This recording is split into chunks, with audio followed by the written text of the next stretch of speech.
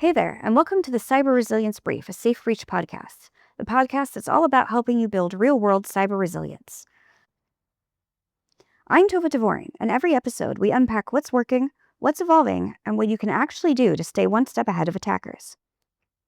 In this episode, we speak to our senior sales engineer and EU contact, Adrian Culley, about legacy penetration testing, the future of penetration testing in general, and continuous automated red teaming. Happy listening.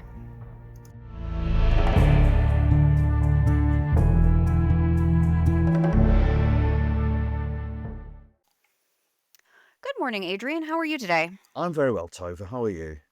I am good, thank you. I understand today we're going to talk about resilience, as we've been talking about since the beginning of the podcast, but specifically as it applies to penetration testing. Tell me a little about that. Yeah, that's a great summary, Tova. And with the industry, government, people are moving beyond penetration testing. And what lays beyond penetration testing? 'Cause it's here. We may in the future talk about the history of penetration testing, its roots. But for today, the drive across industry and government is very much around resilience. And it's useful to look at definition. If you look at any dictionary definition of resilience, in general, not specifically cyber, but there are two elements to resilience. Element number one is the ability to withstand an attack or adverse circumstances. Element number two is the ability to recover from an attack or adverse circumstances. That's just as true in cyber. So there are two elements to resilience: the ability to withstand, the ability to recover. Now, this feeds into that the other drive around the world is moving to cybersecurity activities that are continuous. Defense has been continuous for some time, except when it's bypassed or disabled. But penetration testing historically has not been continuous.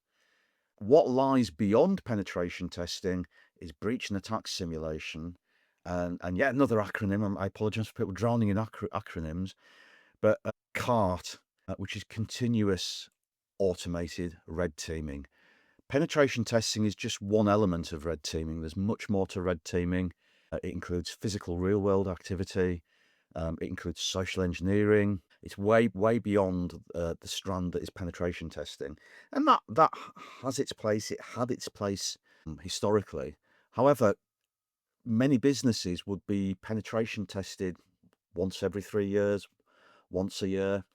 And what lies beyond that is the requirement in several acts around the world now for continuous testing, for CTEM, continuous threat exposure management. We're looking for continuous threat intelligence. We're looking for continuous attack intelligence and updates. We're looking for continuous attack surface management. Now, what's driving all of this at entirely different levels? So let's step away from the technical.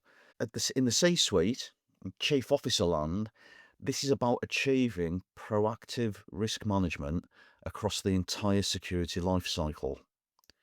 And that's why we need to be continuous. Breach and attack simulation allows us to, in a safe way, take a known attack, apply it to ourselves, a bit like letting children play with matches. We make sure the matches are damp so we can't blow ourselves up. We can do a full-blown attack in laboratory conditions if you want to be super aggressive. For critical live production systems, which do now need to be tested, we're able to neuter the attack so we can apply real-world attacks to critical live production systems without disrupting the business.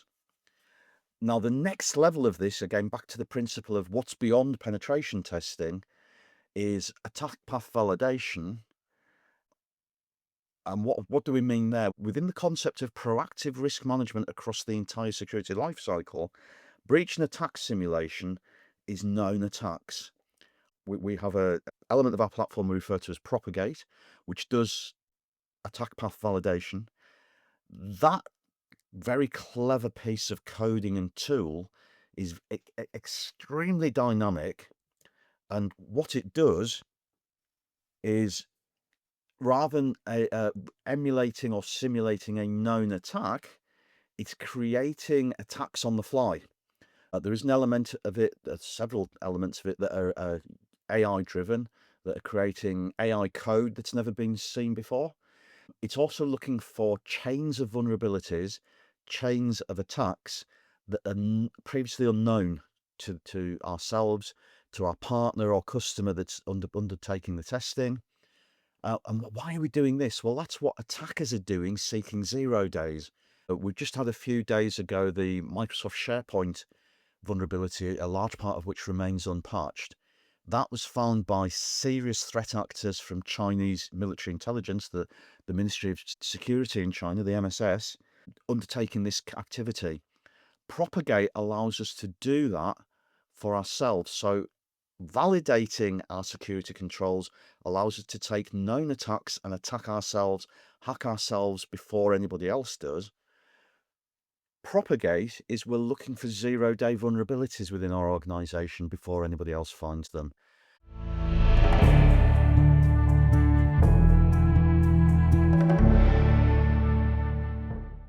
So let me see if I could pick up what you're putting down here. You're saying that if someone is using a breach and attack simulation tool, it's essentially putting a burglar alarm outside of their home or a moat, right, for a traditional castle. But when we're testing with Propagate or with another attack path validation tool, you're seeing what will happen when someone actually breaks into your systems, and it might change every time.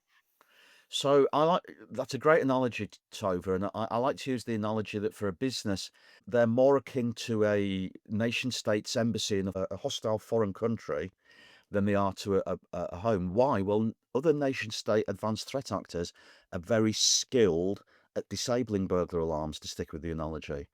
Many of our partners use SafeBreach's platform as a digital canary in the coal mine to detect that security controls have been disabled and tampered with.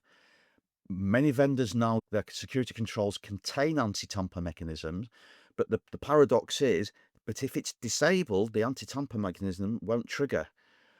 SafeBreach, in its continuous testing, does very efficiently detect security controls having been tampered with.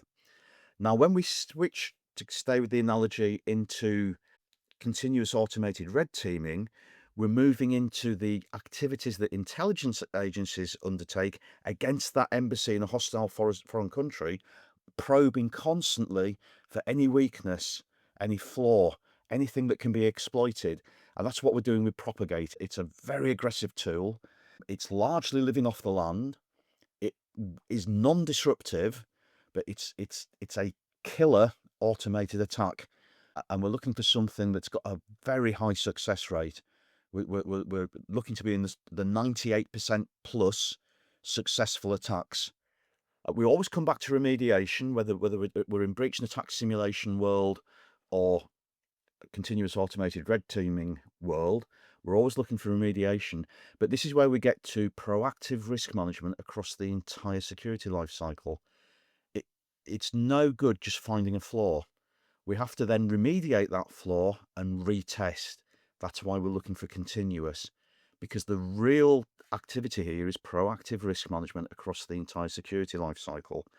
And beyond penetration testing, legacy penetration testing cannot achieve that. Legacy penetration testing is not boosting resilience. It's point in time, it's largely manual.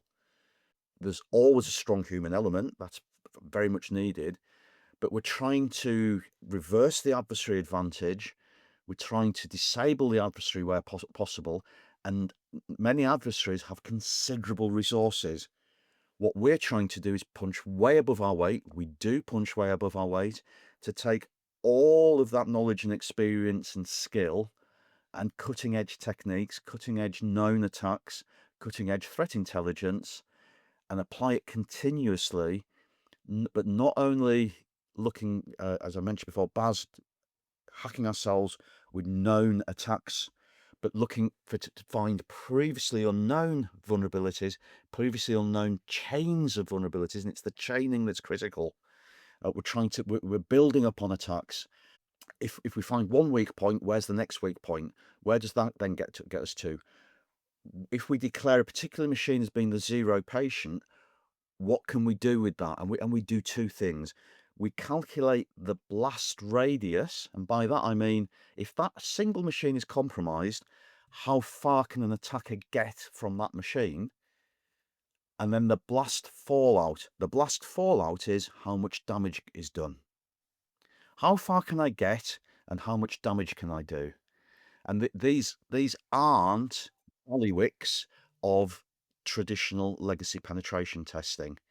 It will continue to have a place, but very much the drive across industry and being driven by legislation and regulators is now about proactive risk management across the entire security life cycle. That's why we need to be doing this continuously, and it's why we need both an attack simulation, but also continuous automated red teaming. And within that, we're managing attack surfaces and continuous threat exposure.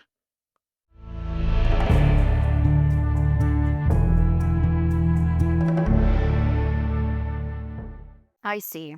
I mean, there are those who would make the argument, though, that manual penetration testing or legacy penetration testing is not completely dead because it's still needed for compliance purposes. Do you see it as being on life support for now, or do you think it will actually be phased out? I think it will always have a place, but here's the issue. It's largely manual. It's very human. If you analyze any threat actor and any large campaign or attack, it's very clear that considerable resources are placed at this. There are mathematicians, there are coders, there are cryptologists, there are people who understand networks, there are people who understand reverse engineering, there are people who understand operating systems, there are people who understand machine code. Incredible resources and teams are put together to launch these sophisticated, nuanced attacks. How does any single individual or even team of individuals hope to compete against that? And that's why we're moving towards continuous and automated. And quite frankly, so are the attackers. The attackers never sleep, and nor should you. Physically, you have to sleep, but you need a platform that never sleeps on your behalf. That's what we deliver. So, to answer our question of you've just run a penetration test, what's next? What you do is you call SafeBreach and you make sure you have something installed that will keep doing it for you while you sleep. The question at CEO, CFO level is, are we truly delivering this in a continuous manner and against our critical live production systems? Laboratory testing no longer cuts it. Legacy penetration testing no longer cuts it. Wow. Thank you so much for joining me today, Adrian. Look for links in the show notes about our previous episode on the SharePoint Zero Day and for upcoming episodes as more events in that attack develop. The Cyber Resilience Brief is a SafeBreach podcast. It's produced by Tova Dvorin and executive produced by Adrian Culley. Sound design provided by Adobe Podcasts. Distribution provided by Podbean and extra support and love from the SafeBreach team. For more information on how adversarial exposure validation through SafeBreach can protect you and your business, no matter where you reside or what industry you're in, please visit us at www.safebreach.com.